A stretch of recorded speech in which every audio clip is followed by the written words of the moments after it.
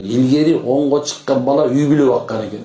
Az bizdin subhanallah 20'ga çıkkan balabız деле, 40'ga çıkkan balabız деле subhanallah 40 çıksa da balada dep ata-enesi neken daha деле olsa төрүнө oturguzup kaşa berip oturganlar var. Emnese balasına subhanallah jalan ушундай bir jalan ömür boyu bala деп атып. Кээ бир алымдар айтат мындай деп. Эгер де силердике врач айтса, бул балаңдын bir жеринде бол жеринде туура эмес нерсе өсүп калыптыр. Ошону кесип салыш керек деп атса, кээ бир ата-энелер айтат экен, жок, баламдын буту ооруп калат, ошо жер ооруп калат деп кестирбей кою дейт. Бул акмакчылык дейт. Кесип салыш керек. Ошону кестирбейт экен да.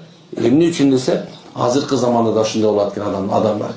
Баласына дин үйрөт десе, баласына диндин намазды үйрөт десе, шариятты үйрөт десе эмне экен айтат экен, жок, азыр эрте, бул тандаганды билбейт, мен иштебейт. Эми 50'ге чыкканга чейин сенин мээң иштебесе, субханалла, 8 жаштагы бала мен иштейби турабы?